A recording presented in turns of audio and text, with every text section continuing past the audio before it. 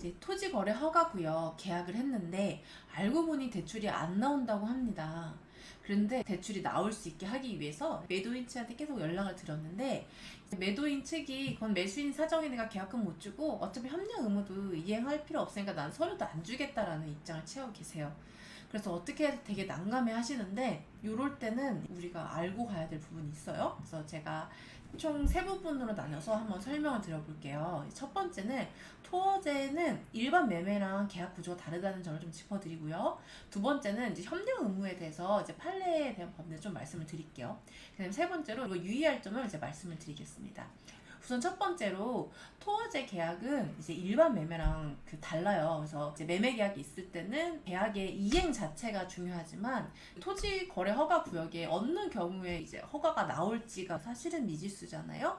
그래서 관할구청에 허가가 나오기까지는 유동적 무효인 상태인 거죠. 그래서 그 유동적 무효인 상태를 잘 이해를 하고 이때 과연 채무가 이행을 하는 대출을 받게 하는 이런 게 우리의 채무인 건지 아니면 협력 의무 자체가 우리의 의무인 건지에 대해서 아예 우리가 해야 되는 의무가 다르다는 거를 먼저 이해하셔야 돼요. 그럼 요걸 바탕으로 그럼 우리가 이행해야 될 협력 의무는 무엇인가라고 봤을 때 관할 관청에 정말 적극적으로 얘기를 해야겠죠. 그 다음에 이제 관청에다 편법이 아니라 정말 솔직하게 우리가 나올 수 있는 것들에 대해서 얘기를 나눠야 되는 상황인 거겠죠.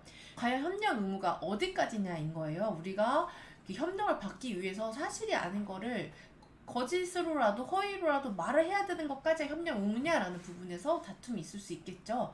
너가 일부러 한 거 아니냐라는 부분까지를 가지고 논의가 될 때에는 요건 법원의 판결을 좀 받아봐야 되는 사안이라 볼 수 있어요. 그래서 이렇게 우리가 법원의 사안까지 받아야 되는 경우가 간다면 협상을 할 수 있는 협상 카드를 가져갈 수 있는 거죠.